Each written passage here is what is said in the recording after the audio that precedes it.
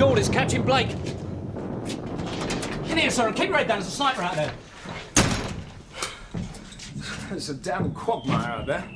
Everything all right up here? Not exactly, sir. Where's Sergeant Morris? I'm afraid he's copped it, sir. He's through here.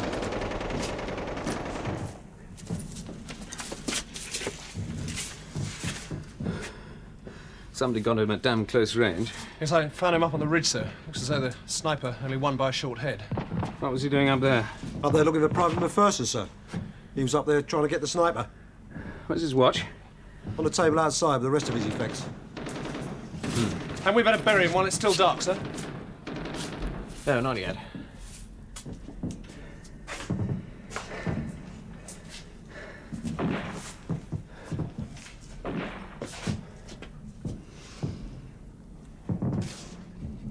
I'm not quite convinced that the most unpopular sergeant in the British Army was shot by a Jerry sniper.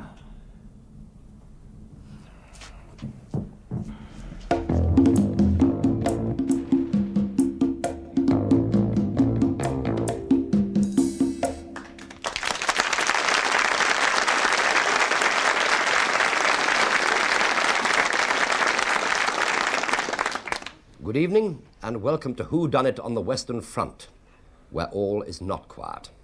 Now, you've just seen what seems to be a most convenient casualty in World War II. Now, just how convenient and whodunit is up to you to find out. Now, also helping you to solve the mystery are this week's guests. First, the likely lad himself, Rodney Bewes. Good evening. Rodney, tell me, were you ever in the services? I was in the RAF. I wasn't in the Army. I was in the RAF because I liked the colour. I thought blue was nicer than khaki. Very reasonable, yes. And now one of our most talented and beautiful actresses, Miss Billy Whitelaw.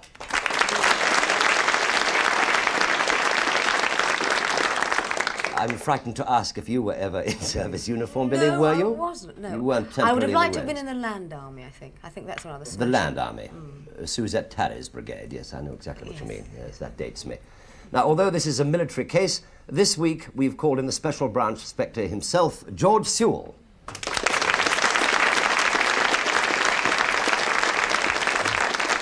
Yes, George, were you in the services? I was in the RAF, but I don't remember Rodney. Then both of you were lying. And someone who solved it last time he was on the panel, Reginald Bosanquet.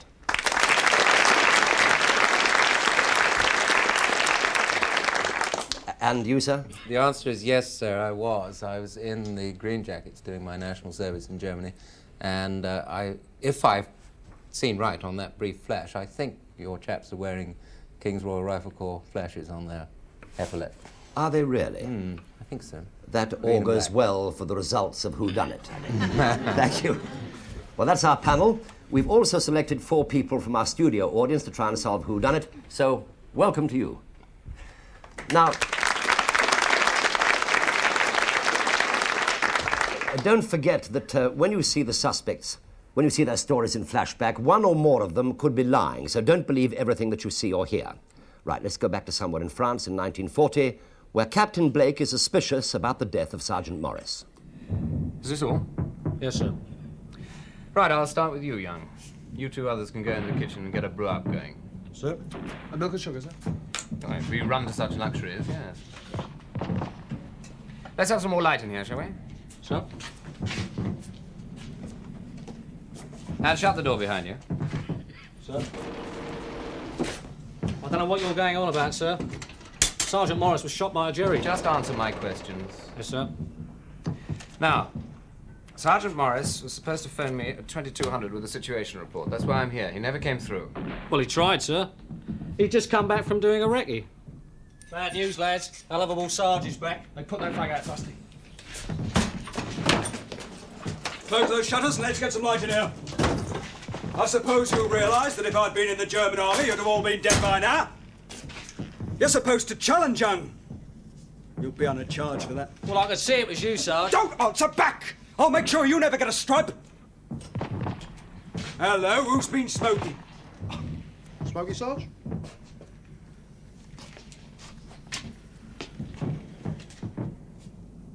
Move your boot, Miller.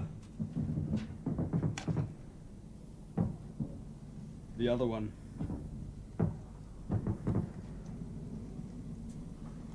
I've warned you about smoking with the shutters open. Give me your fags. Oh, come on, Sarge, I've only got a couple left. Give me your fags, Miller.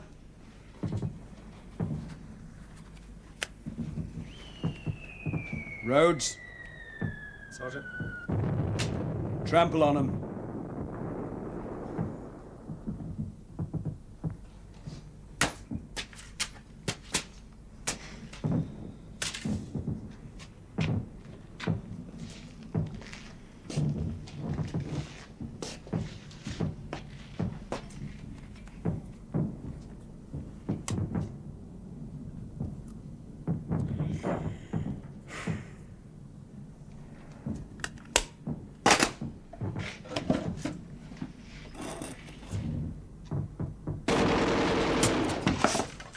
Well, don't ponce about, young. Get outside and guard the place. What can I do from the window, Sarge? There's a Jerry sniper out here. Get outside that door! Suppose you have to all over again.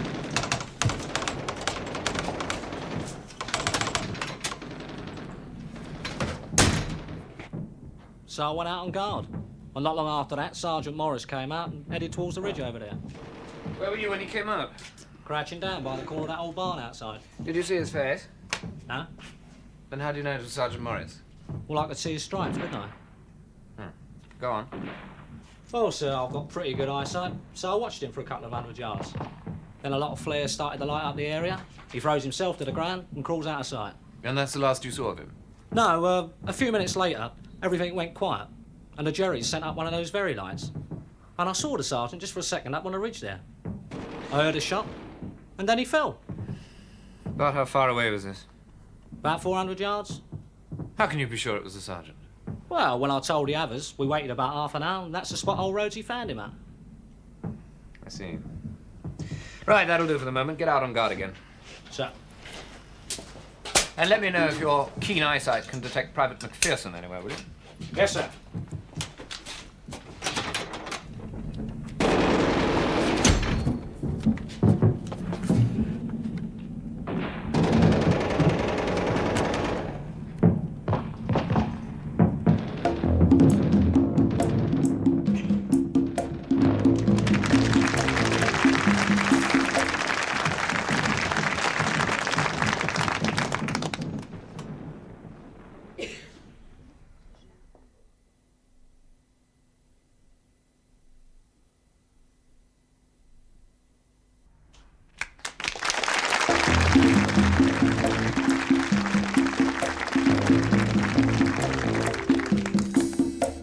Welcome back to Whodunnit and our panel of experts who are trying to find out who arranged the sergeant's farewell, or should I say his indefinite leave.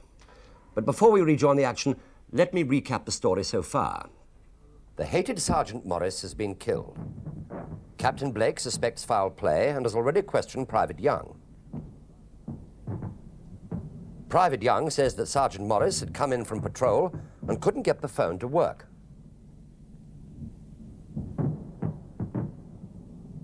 Young says that he was sent out on guard duty, saw the sergeant leave the farmhouse, and by the light of a flare saw the sergeant shot on the ridge. The other people seen so far are Private Rhodes and Private Dusty Miller, who's about to be questioned. How are you getting on with that tea, Miller? Oh, sir, coming, sir. Oh, thanks. Sir? Now, let's hear your version, shall we? Sorry, sir. The sergeant came back from patrol. Take it from there. Oh, yeah, well, it was his usual foul temper. Then the phone wouldn't work. He sent Young out on guard. Well, don't ponce about, young. Get outside and guard the place. Well, couldn't I do it from the window, Sarge? There's a Jerry sniper out here. Get outside that door!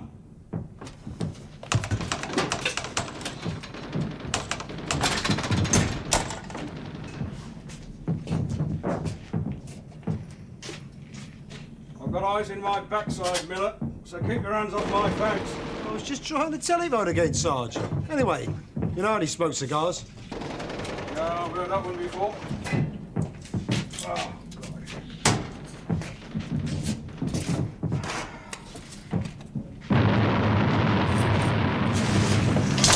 Blimey, that one was a bit close, wasn't it? Hey, that person's still out there looking for that sniper. We can't get through to HQ. The phone's dead, sir. It's no good asking you, Mugs. I'll have to go and find him myself.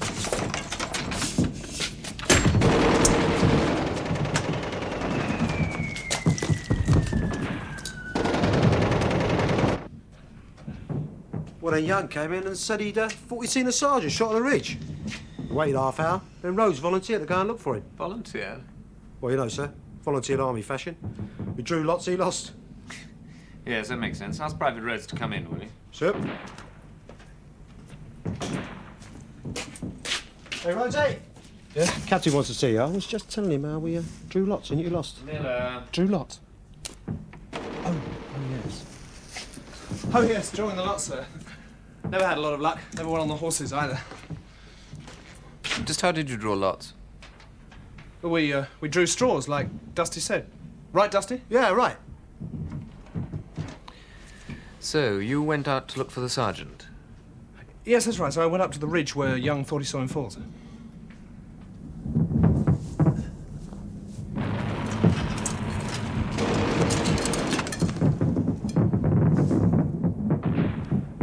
McPherson! McPherson!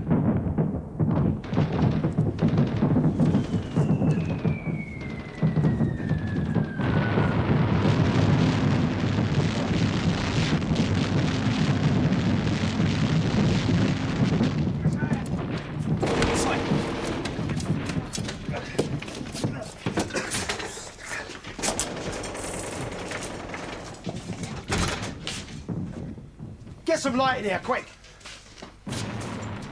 No need for that. He's dead all right. Yeah, right through the heart. Goodbye, Sarge.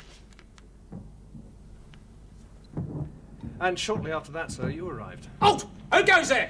Oh, Sergeant McPherson's back. McPherson?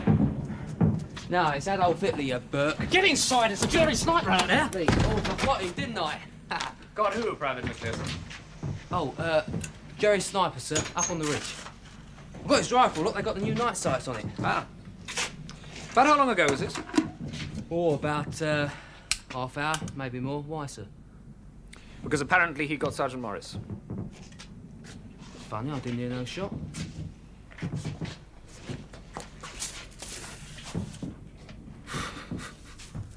Well, if I'd known that, I wouldn't have bothered to shoot the Jerry, would I? I'd have shook his hand. Now look here, McPherson, I don't give a damn what you thought about Sergeant Morris, but while I'm here, you'll show some respect. Yes, sir.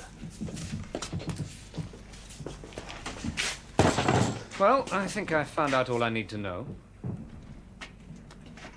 By the way, McPherson, where'd you get hold of that cigarette?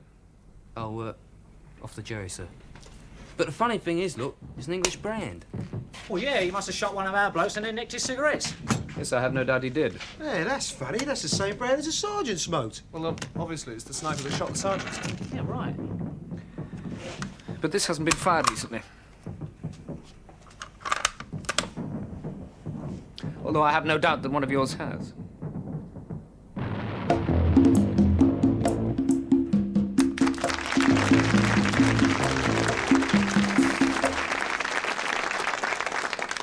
Captain Blake has taken a little time checking the other rifles, but he should be with us at any minute. Ah. Squad. Quick march.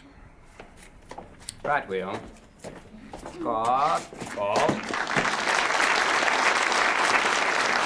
Left hand. Dismiss, sit down. All present correct, sir. Thank you, Captain Blake.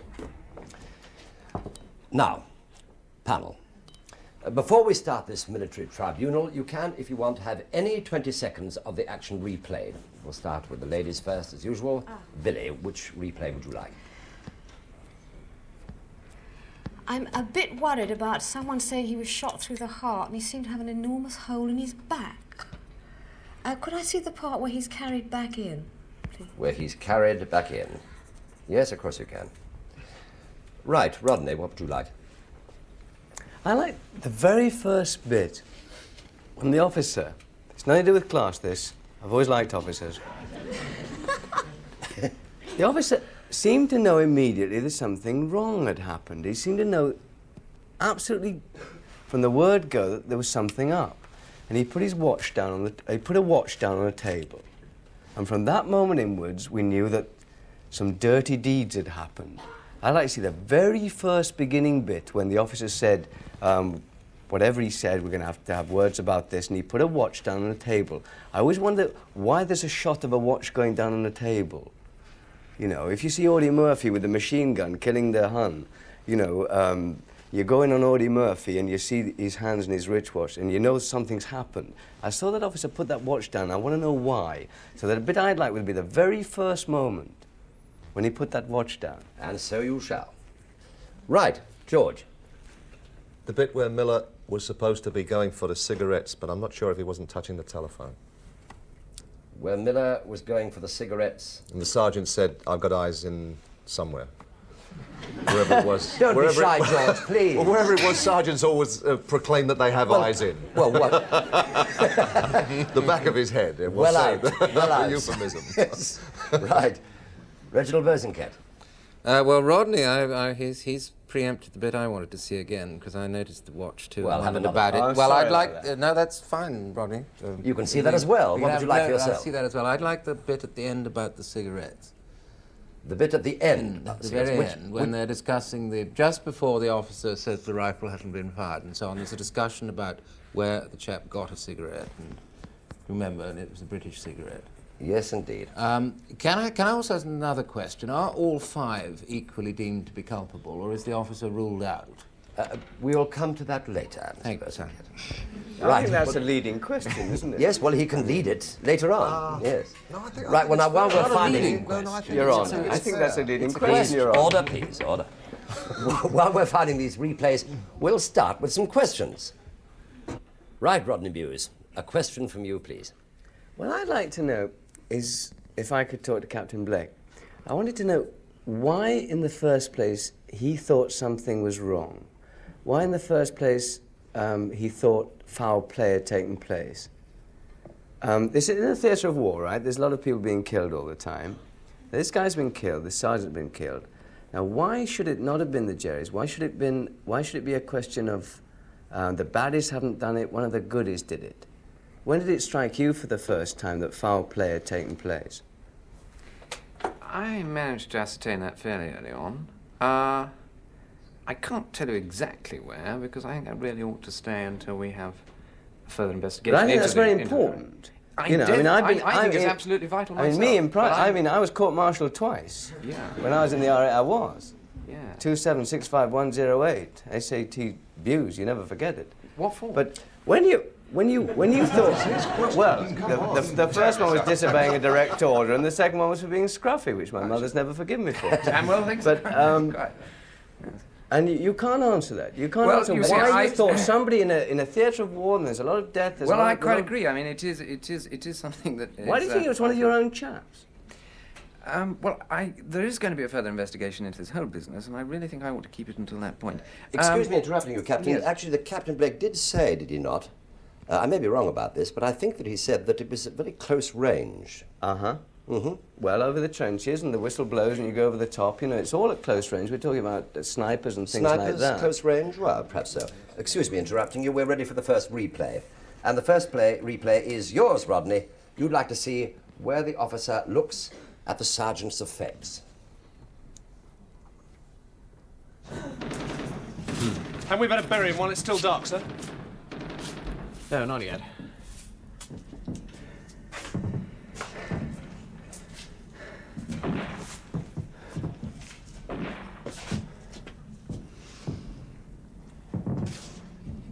I'm not quite convinced that the most unpopular sergeant in the British Army was shot by a Jerry sniper.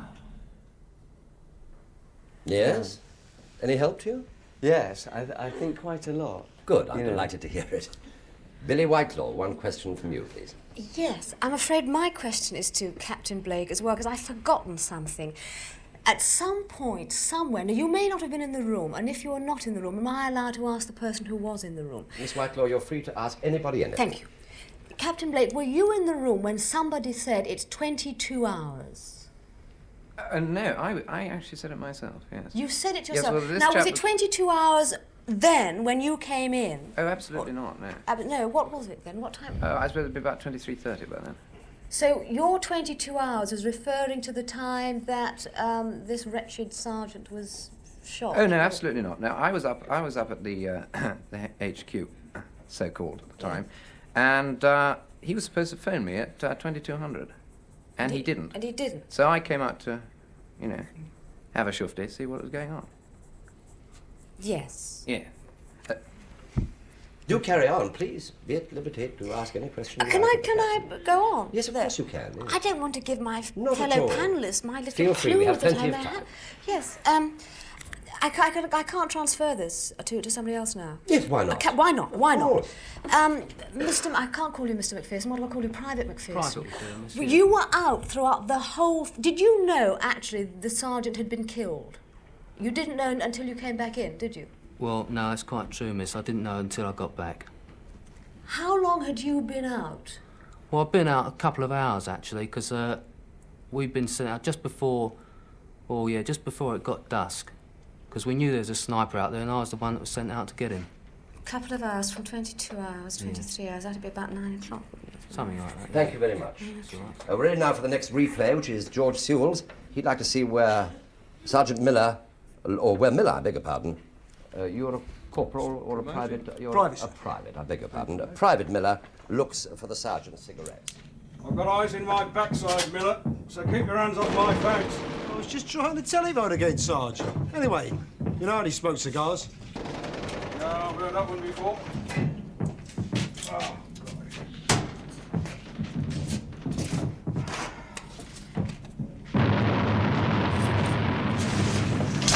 Blimey, that one was a bit close, wasn't it? Hey, Yes. Anything to say about that?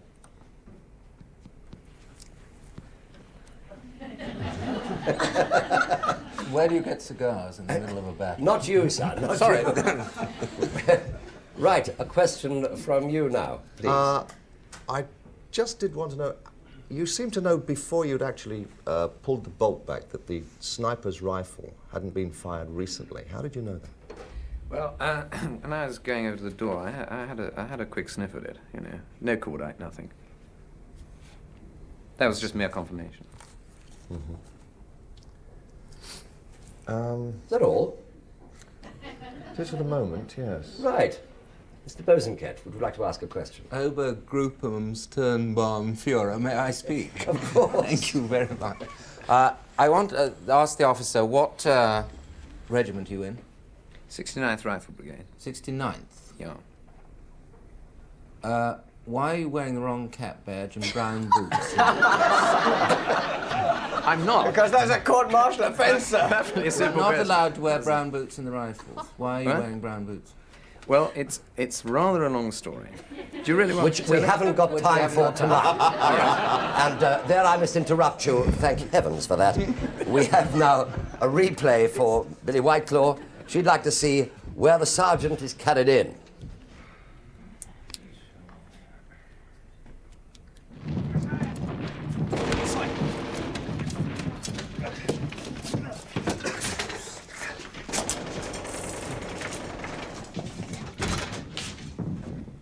Get some light in here, quick. No need for that. He's dead all right. Yeah, right through the art. Goodbye, Sarge. Yes, Miss Whitelaw. I still couldn't see who carried you. Can I ask a general question? Which one of you carried him in? I can't. It was me. It was you. Yes, it was. You gentlemen have seen a lot of battle.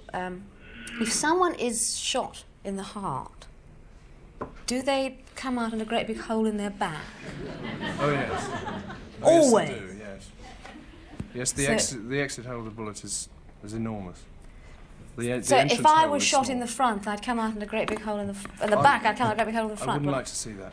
I wouldn't like to see that. Yes. Yes. Have you anything further you would like to ask? But that is an That is actual absolute fact. fact. If you're Yes, I can shot assure you in that the is heart, fact. the thing comes. I Yes, see. irrespective of whether it's a dum-dum bullet or not, I am here to say that... I think it depends on the weapon, and I think it depends on the range that it's fired at. Now, if it was fired at a very close range, then it could be such a big hole. George Seal might know more about ballistics than I do, private roads.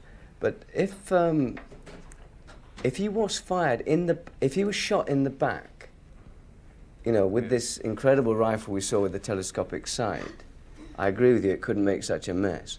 But if he was shot in the front with a .303 rifle bullet, I would imagine it wouldn't have made such a big hole as that. Well, I think what we sort of talked about it, obviously. What we thought was that the sergeant actually was up on the sniper, and he was shot by the sniper at very close range, and this is why there was such a big wound. But he was definitely shot from the front and not from the back. Oh, yes. Because the expert. Because the exit wound was in the back. Yeah. So he must have been shot from the front.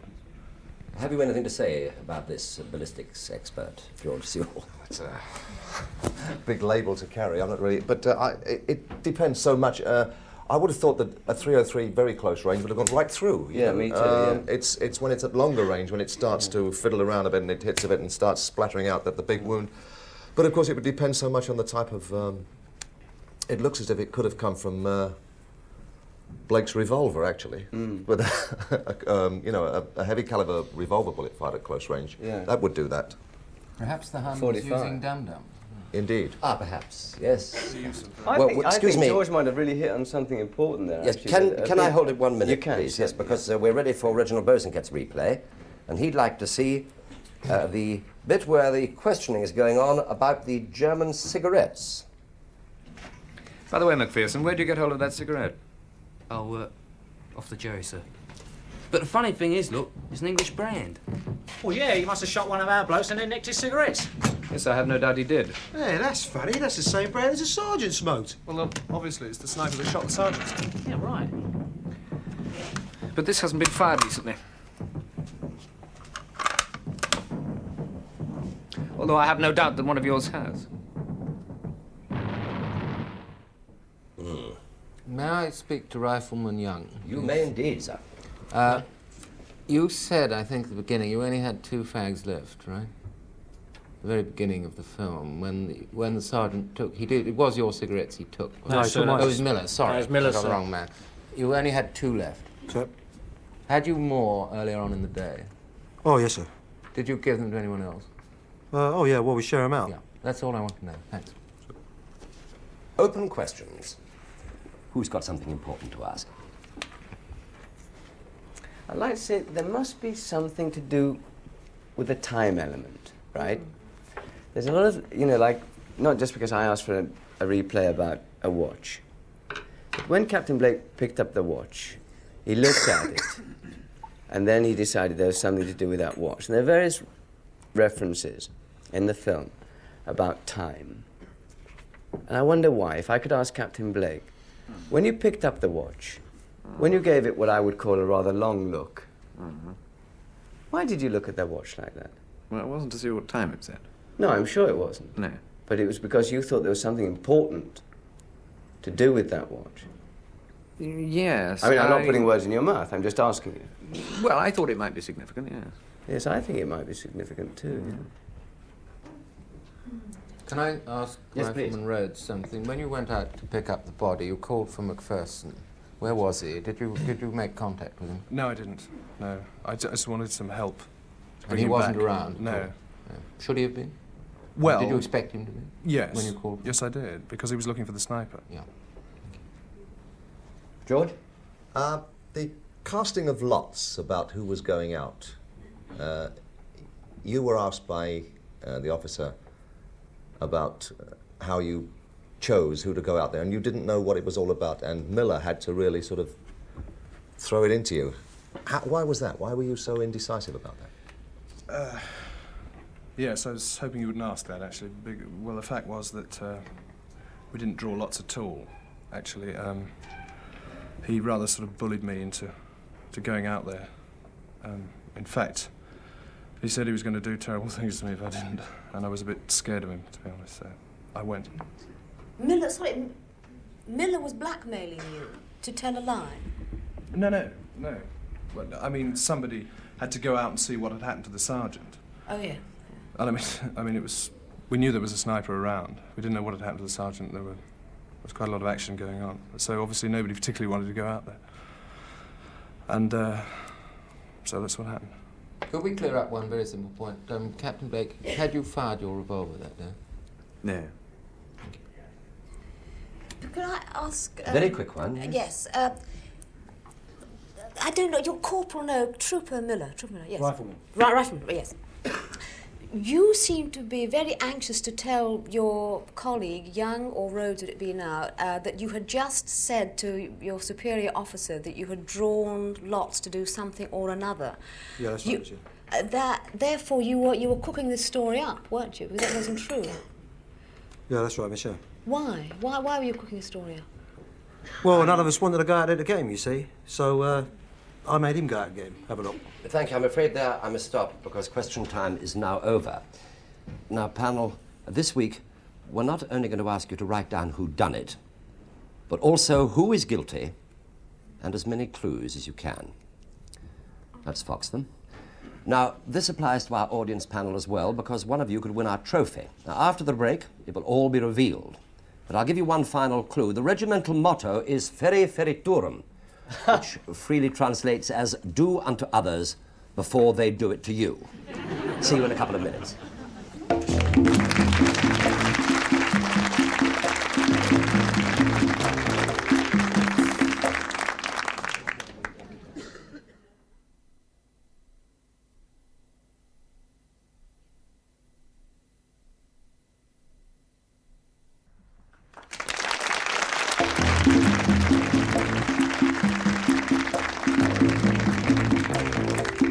Welcome back. Now, I have copies of all the cards from the experts, so they can't change their minds. But first, we have a winner from our audience panel. In fact, we don't have one winner, we have two winners. Oh, very good. Mr. C. Wise from 592 Bath Road, Taplow, Maidenhead, and Mrs. W. Shackleton from 155 Upton Court Road, Slough. Congratulations.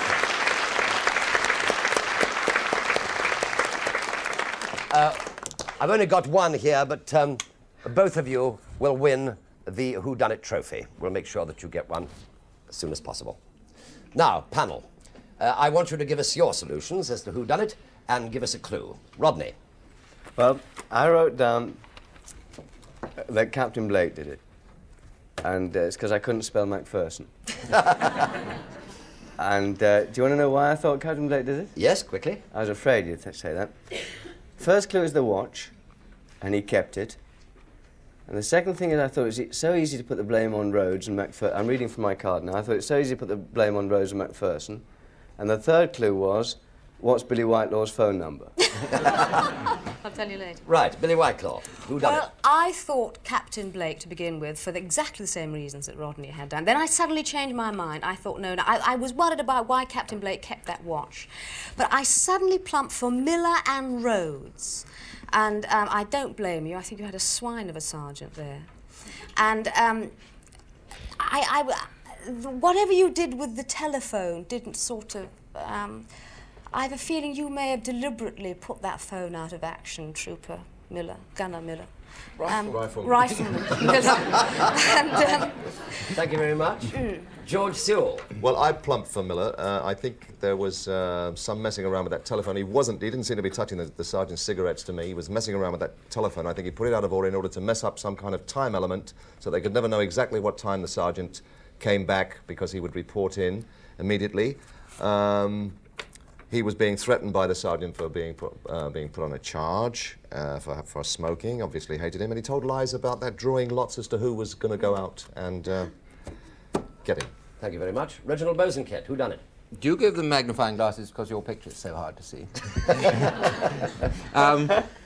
I think Macpherson did it. I don't think there was a sniper. You don't go and collect a sniper's rifle and his cigarettes. I mean, a sniper's a long way away from you. And you across no man's land, and you can't see at night whether you shot a sniper or not to start with.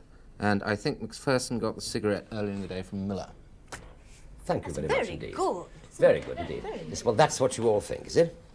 Good. Now we shall see.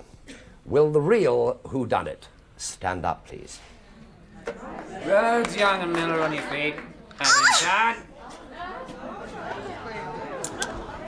Yes, well, I did warn you I knew that it it! might be more than one person, didn't I? Well, yes, well, that's it. Good. Now then, that means that Billy Whiteclaw wins. Do I? Yes, of course, you do indeed, because you, of course, had Miller and Rhodes. You originally put down Miller and Young. And so I've got Young down here. I said, he's know. in a little panicked, I said. Yes, well, there you are. Have You've I got won it that? right. You get a Whodunnit trophy, and you get £50 to go to a charity of your own choice. Oh, how lovely. Well done. Congratulations. Now, to stop any arguments, let's just show you how it was done, and even more important, the number of clues that they dropped.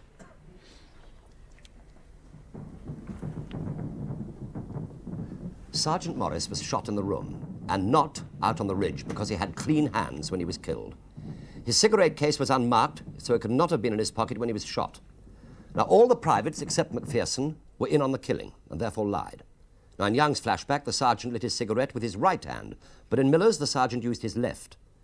Now, Miller was quick to invent the story of drawing straws, which Rhodes went along with. Young also lied when he said that he heard a shot and then saw the sergeant fall. At a quarter of a mile distance, he would have seen him fall first and then heard the shot. Now, let's see how it was done.